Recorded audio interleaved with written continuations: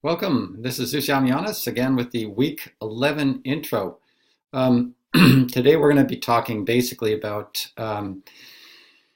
follow-up, engaging, how to engage group presentations effectively and using the motivational and goal setting discussions and readings to help really allow this group presentation or any group presentation you happen to have, see it as a positive opportunity. Now, a lot of times people have poor experiences in group environments. It's not uncommon to see a person try to take over the whole group because they're a control freak and they want to make sure that their grade isn't affected by it.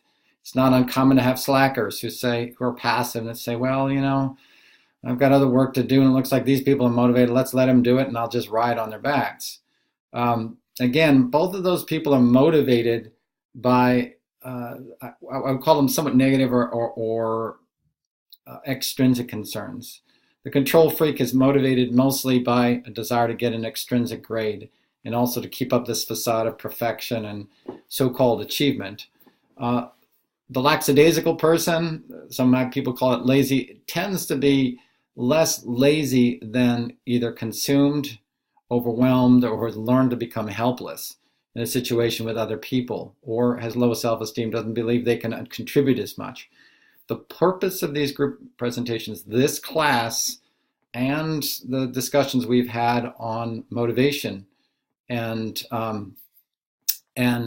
goal setting really have to do with allowing your inner talents to come forward.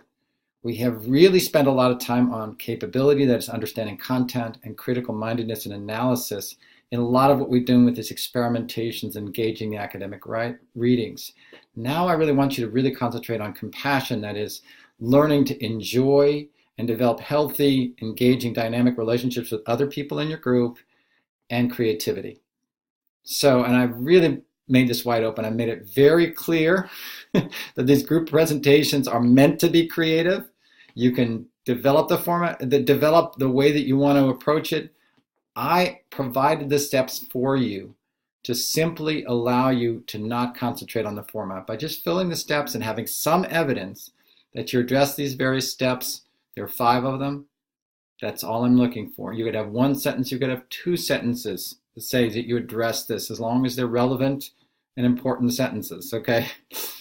The main thing is creativity and compassion. Developing healthy, caring, fun relationships with other people in your group, even those you don't know. And each one of you using your unique gifts and putting it forward in a way that you really enjoy.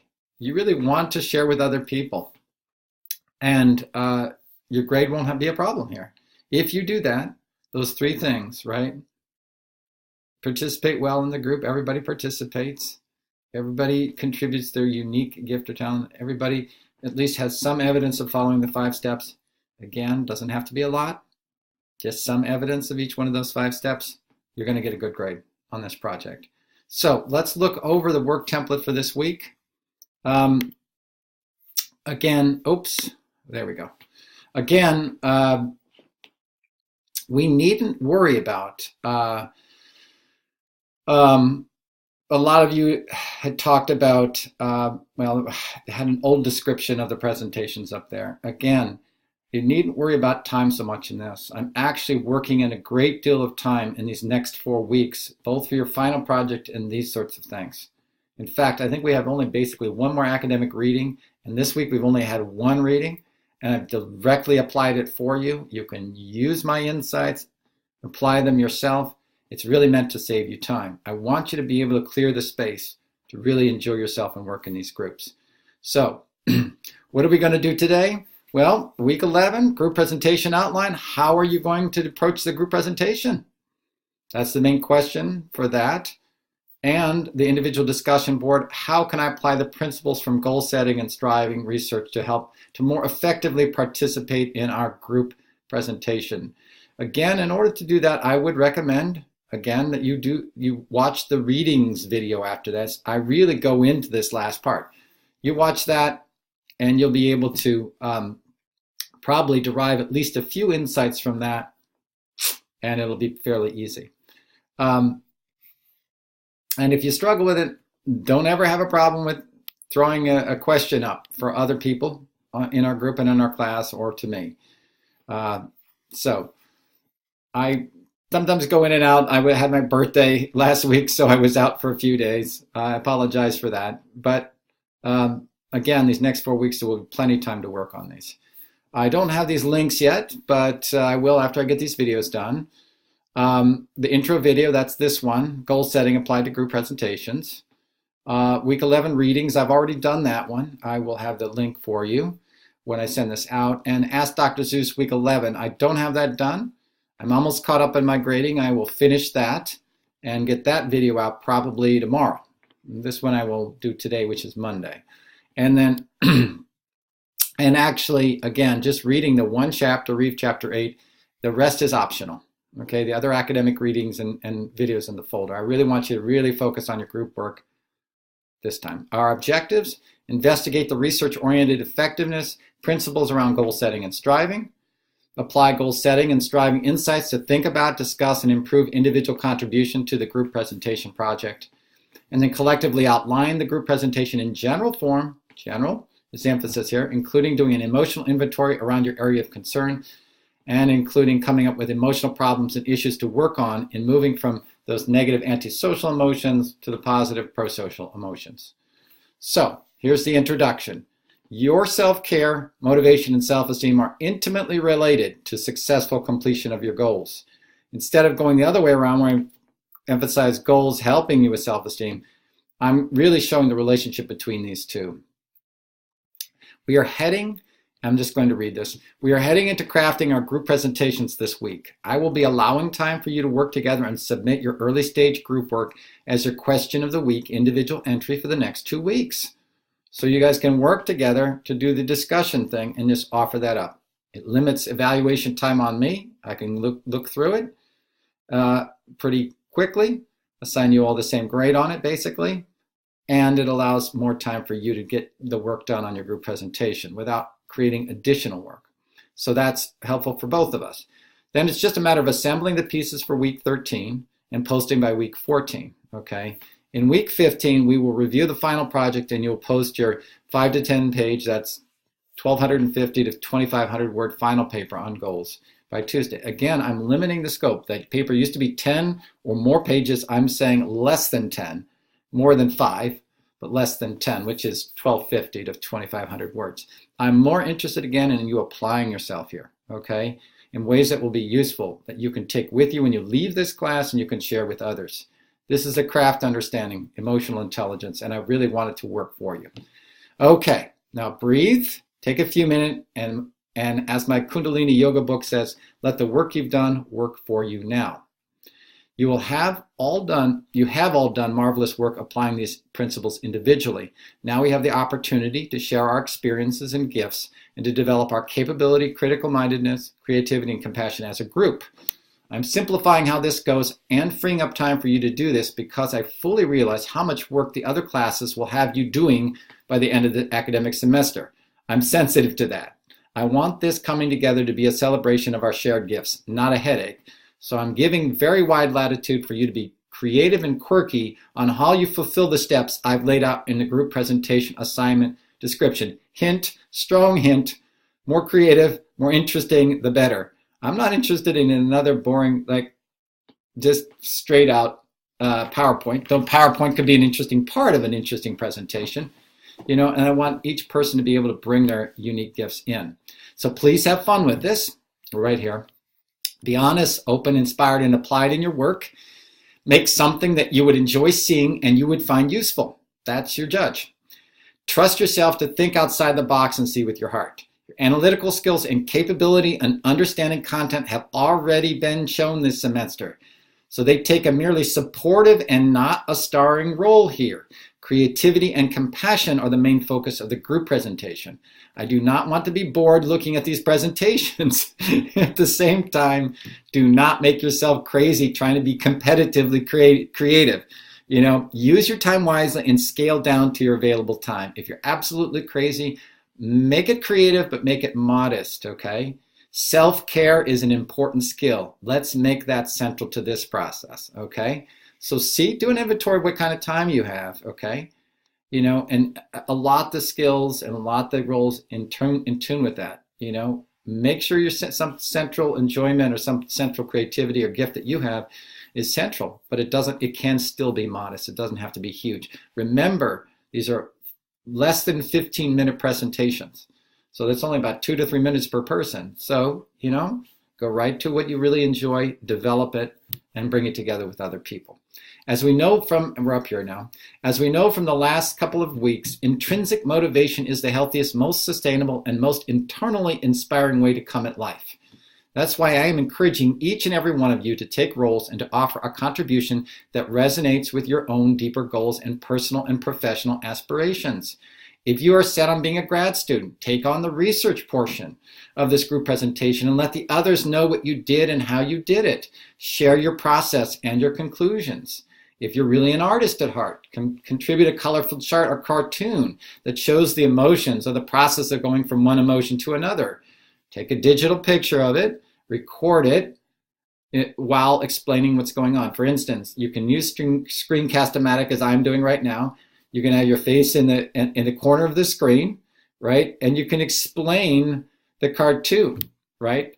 And showing, you know, different ways your group came up with going from one to the other, you know, maybe based on your own experiences, okay? Or on some of the research that you brought in, okay? It's just that simple. You don't have to be really jazzy. Make it as jazzy as you can or you want to, but again, with attention to the time that you have to spend on this, okay? Basically, again,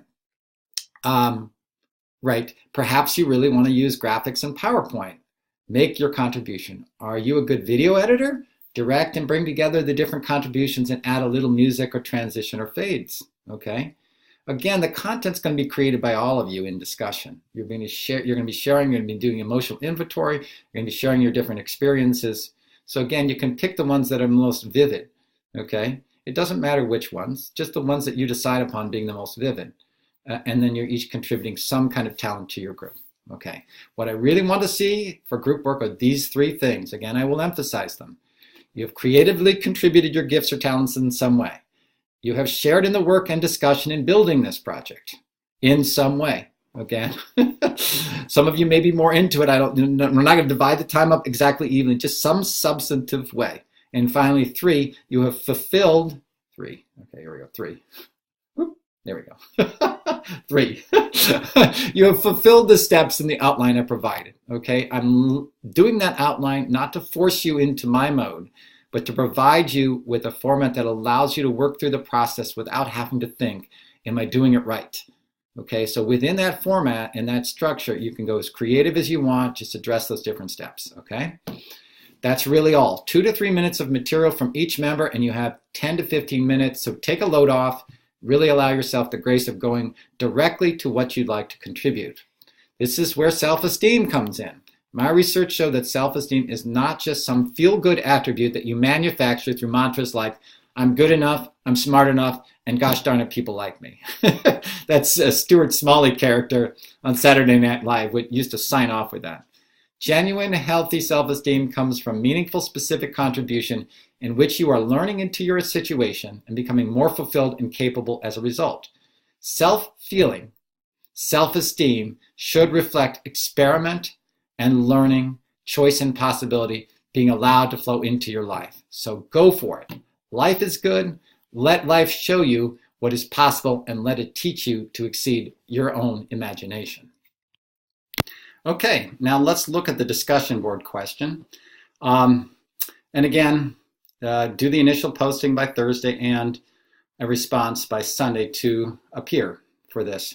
And basically the question is, how can I apply the principles from goal setting research to be more effective in our group presentation? Okay, this is where I want you to be individually, understand your responsibility and your role within a group context. I said, list some insights from the academic reading about goal setting and better performance that you can apply to your participation in your group presentation. Again, even just one insight is fine.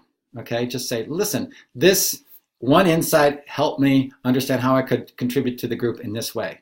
Okay, doesn't have to be much. That's only one sentence. and here's why. Okay? Or 2 sentences, okay? I'm not asking for a lot here. I said 200 to 300 words. You can be very succinct if you want to. If you're getting into it and you want to go more than that, that's fine. The research, read chapter 8, which I've done, which I've gone over extensively in the other video, shows that the more difficult goals and more specific goals help with task performance. Do you find this to be true in your own life? Can you provide an example? Again, that's 2 questions. You could do a sentence each. Yes, I found this to be true in my own life. When this happened and I had a real challenge, I found that I really raised my game, and then, and then I was able to really get more excited and really get some kind of a success or award. Whatever your example happens to be, again, just share it with others. I'm very curious about this. I think others will be too. Working with others can, on one hand, this is number 3, distribute responsibility in a way that lowers performance. It's not my job. He or she can do it. That has to do with the person that tends to ride on the backs of others. Or increase a sense of responsibility. I don't want to let down my teammates. Okay, that's a little bit extrinsic, but that's probably a good thing to have. How do you approach goal accomplishment in a group setting? Again, just let me know. I'm curious. And what is your experience at other group projects? Have they been really bust? Have they been really important? Again, maybe give 1 or 2 quick examples of that, okay? 1 is fine, okay? If you have a contrast, you have a really bad experience and a really good one, say the really good one worked because of this, the really bad one didn't work because of this, okay? And finally, 4, how might these insights inform your more committed participation in your group presentation assignment? How might you increase your joy and reduce your anxiety and resistance to group work? Okay, you understand how we're going through this. We're going through a learning process here where you're sharing your past experiences, understanding your patterns and dynamics, and you're sharing with other people. Through this process, hopefully we can allow ourselves to work through some of the barriers that we have for effective group participation, really enhance some of the joy and connections and hopes we have for, really slam bang great group participation. Okay, and again, remember this is, oh shoot, that's week 9. That's actually week 11. I'm not quite doing this right. Okay, there we go. Week 11 was able to change that. Okay, so again, you can use these work templates to paste your work even before the assignments come up. And again, let me stress, if you see something on the week's discussion board that is not included in the work template, you do not have to do it. These work templates are all you will be responsible for. I mean, I've got old stuff up there from past semesters, and I either haven't erased them or haven't gone into them. Don't worry about those, okay? I'll try to clean them up as best I can, but I don't get them all the time, and that's what happened this time. Last week, there were group presentation assignments and descriptions that did not match the ones that I had put forward, the updated ones. It's because I didn't go into them. So do not go with the authority of something simply being up there. The authority is these work templates. You're not responsible for anything outside of these work templates. And if something comes up on the screen that is outside of this, just check it with the work template and only do those things that the work template shows on the screen for that week, for that folder in your class. Okay. Now, question of the week assignment, how are you going to approach the group presentation? Okay. This week, instead of the normal question of the week, you will, 1, read over the group presentation assignment together, going over all the steps and brainstorming about each one, listing some possibilities and discussing who might do what. For your paper this week, you will only be asked to respond to steps number 1, which is the introduction, and steps number 3, which is applying. So there are 5 steps in that. Just concentrate on step 1 and step 3, okay? We will do the other steps next week. And again, if you have trouble getting together, please use freeconferencecalling.com. There are lots of conference calling things that if you're under like 30 people, you can do them for free. So you can get on a phone call together, or you can pipe somebody in. Few of you can get together physically. Skype, I'm not sure how Skype can do it. I think VSEE, does encrypted stuff, and you can get 5 people together on the same screens. So these are all ways that you can get together if you have a problem. If you need each other's contact information, do so through messages. I think you all have access to the messages in our class. and you simply send an email to your group members, and somebody maybe compile, especially if you do communicate better through personal email. Decide on the way you're going to communicate through personal email. Set up the way to get virtually together in the same room, either through conferencecalling.com or VC or something like that, and start on these things, okay? So do an emotional inventory around your emotional class. That really has to do with the introduction, right? Discuss each person's gifts, talents, and contributions to the project, Again, really focusing on creativity, and develop an outline.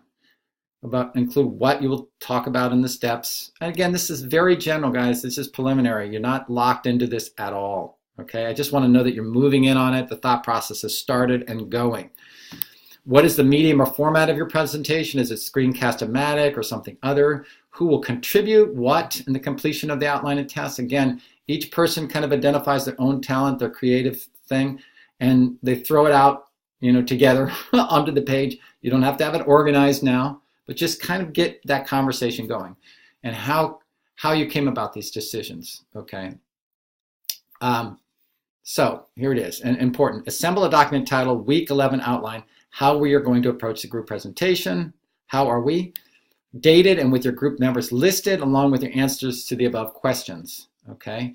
There should be the same document for everyone in the group. That document can be shared with each person, maybe typed up by one of you as his or her contribution, and then posted individually by members of the group to this assignment, right? This assignment is the 15, point page. So each one of you individually just go ahead and post it. I'll see the names of each person. You'll all be getting basically the same grade, okay? And so I'll keep track of that. This should be a succinct document with a short paragraph all right, so if you want a more detailed description of what's going on there, here's basically a more detailed description. What you will talk about, specifically those tasks in the description that you have to do with the introduction. Why did you choose this emotional class? As well as an emotional inventory about your feelings and thoughts about this area. Again, can be very general, and apply. Decide upon an issue of deep and motivated shared interest relating with the emotional class and emotional inventory. For my example, I did one on deadlines, right? So my emotional class was either anxiety or fear, depending on what you were focusing on in terms of deadlines. The emotional inventory had to do with problems in our lives dealing with deadlines, okay? And the emotional issue was procrastination. So that issue kind of brought it right down, like, here's an issue that is associated with dealing with deadlines and comes out of fear and anxiety. Okay, so it's just kind of very, very stepwise. And again, find something that have common compelling interest to all of you, if you can. Or find something that's really meaty and you'd enjoy exploring if it doesn't have direct application in your life presently, okay?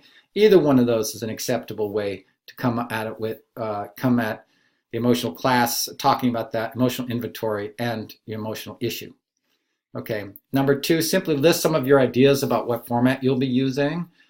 Try to do what you like doing. For instance, if you'd like to draw, contribute a poster or a photograph. You'd like to do PowerPoints, we've already gone over this. Contribute some narration and slides. I've recommended screencast-o-matic because each of these contributions can be easily included in a recording together simply by pausing the recording, clicking on a photo or PowerPoint, and resuming recording, right? So like this, I just size what I want on my screen, and if I have something else that comes up like this, I can just pop it up, right? Pause it, and actually put it back down again. So, oh, okay, save this. All right, sure. All right, that sounds good. Okay, save it. All right, that's good. All right. Okay, there's a couple of things that didn't happen there. All right, that's fine. All right. Actually, that's going to be the materials that I'm cutting and pasting for the Ask Dr. Zeus for week 11. So again, you can see how it works. It just comes up in the screen. You can pause it. You can make those arrangements. You can size it so that you don't see extraneous stuff. I widen out my documents so you don't see my background stuff on my desktop, okay? So number 3, let the instructor know who will be doing what. Again, with 4 to 5 people, the contributions should be nicely condensed with 1 or 2 major points offered per person. Your total time is less than 15 minutes. You'd be surprised how short that is. Don't overwork yourself. Distill your insights and aha moments. Give us the greatest hits, and that will take up at least 10 to 15 minutes right there. I've made the presentation format so you just have to engage without worrying about dotting your I's and crossing your T's. Complete the steps to the best of your ability and you should be fine. And then finally, just with this group paper, again, this paper just doesn't have to be much, okay? Doesn't have to go on and on. A short paragraph for each one of these is fine, okay? Less than a single-spaced single page, okay? Conclude with a few comments about group process. Did you find getting together your ideas, thoughts, and feelings and experiences to be challenging or uplifting? What problems did you experience logistically in terms of getting the group together, maybe as well as the group chemistry? What's these sorts of things? In other words, substantively and with emotional intelligence, describe how things are going. All presentations are week 14. Yeah, we're going to basically be completing another one of these next week. I'm going to give you week 13 to really bring things together and then to get the presentations in on week 14. Okay, so we're really emphasizing your ability to concentrate on this and developing and freeing up time for you to get together to do this. I'm not continuing to pile work on you. I'm not going over this. I'm just letting you know that in this work template, I have copied down the updated group presentation assignment description. I've given you the classes of emotions. I've given you the 5 steps here: introduction, describe, apply, connect, and conclusion. Okay. And I've given you a run through on a group presentation using dealing with deadlines as a sample area of concern. Okay. Those were given to you already in week 7 and 8. I've recopied them now for easy reference. And I've even showed you how you can apply the introduction, how you can apply the description, right? How you can apply application of your discussion, right? And how you can connect your work to your lives, and finally concluding to develop strategies, right? To share with the rest of the class. So again, you guys, it's really laid out there. I've given the actual assignment. I've given an example. I don't want you to just necessarily follow my example, especially if you're in the same categories, of course. I want you to do your own thing. But this gives you the idea of what I'm looking for, okay? And finally, I wanted to finish with an essay on justice is whole, on the need for a balanced life and healthy, supportive relationships and caring for others. I'll just read through this, but really I'm focused on you guys developing self-care capabilities, not only in this class and balancing this class with other classes and with your family life and work life. So some of you have these crazy schedules. You're full-time everything, parent, worker, and student. But I also want you to develop an understanding of self-care going forward. If you're in the caring professions, there's a huge temptation and pressure to really pour yourself out to the point of burnout. So this really has to do with avoiding burnout, understanding how to best optimize your giving to others, giving to family, and giving to self. So here we go. Okay. In the film Ovarian Cycles, which we watched last week, which chronicled the development of a bike brigade for women of color in East Los Angeles, one of the co-founding members, Chella, chose to withdraw from active, consistent participation. Chella's reasoning was that she wanted to be more present in her own young daughter's life. This decision was influenced by the fact that her day job as a runaway youth counselor already made enormous demands on her time and emotional reserves. There were other either-or tensions demonstrated in the film. Traditional family values versus female creative expression, responsible corporate jobs versus fulfilling but low-paying social justice advocacy work, the reality of wife and daughter abuse by men versus the desire to have a nurturing and supportive relationship with men. This is one of the biggest and most common decisions that someone who works for social justice must make. How much time must I sacrifice my own dreams, okay? Or how much must I sacrifice my own dreams and desires, my self-care and my care for my family to help transform the world into a better, more humane place? Is it possible to develop a both and rather than an either or way of working in which my social justice work, family commitments, and personal joy enrich and renew each other? It ultimately helps no one if altruism creates such imbalance and self-destruction that it neutralizes or debilitates the person trying to transform injustice into justice. Let me repeat that, or at least emphasize that again, okay? It doesn't help anyone if you debilitate yourself, okay? This requires that you completely reconfigure the framework around doing good. Yes, doing good requires tough choices and even sacrifice, but it explicitly does not require a kind of emotional suicide. Others and the world at large are never helped by self-destruction, whatever its form. Self-destruction is still injustice, even if it is done from admirable intentions. Performance or effect and not intention is the proof of justice. Someone really serious about social justice is serious about developing their contributions in a way that maximizes beneficial social impact and personal well-being. This means that martyrdom, literal or metaphorical, is not the highest form of service. Even Martin Luther King Jr. was far more effective alive than dead in advancing the learning and development of social justice. So again, we know this, but I'm just reinforcing this.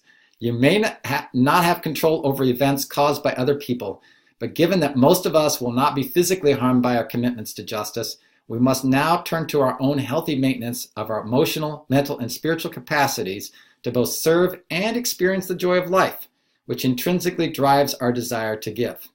We ought never to forget this, as we ought not forget that healthy, intimate, supportive relationships renew us in our tougher social challenges. Okay?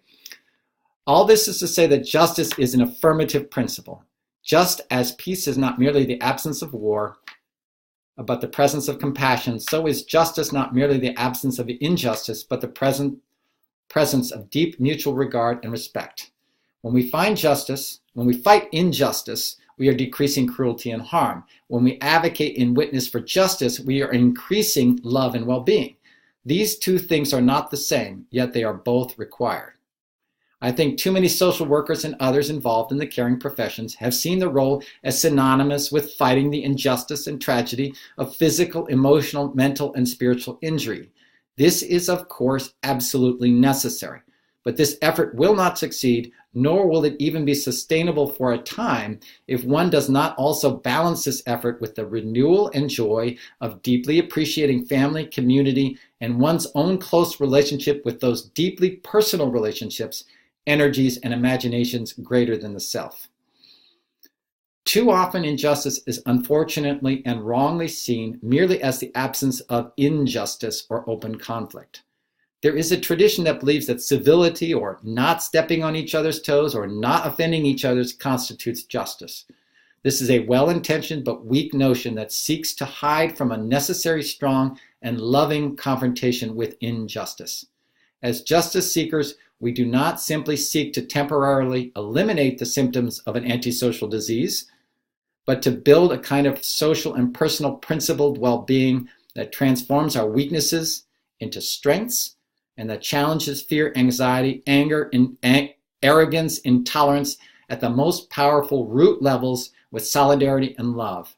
Real justice, in short, has no enemy. It has only opportunity to apply itself, and its unconditional, pervading strength and love in any condition. And now that's not easy. That's harder, actually, than fighting injustice because it requires all of us. It requires vulnerability. It requires relationship. It requires us working together. As Cesar Chavez showed recently we had the anniversary for Cesar Chavez organizing workers. I think it's something like the 50th or something like that. But very similar to that. Going across differences, going across lines around affirmative principles of mutual support and well-being for all people. So right now, we're starting to end up here. Right now, our society, because it does not understand how emotions work, either slots itself into assimilating others, that is aggressively and judgmentally forcing them to speak and act as we may feel is morally right, or accommodating others, passively trying to create spaces where we slide past each other and live and let live. We need to move beyond this thesis and antithesis toward affirmative engagement and appreciation, where we see others and their difference as potentially enhancing our lives.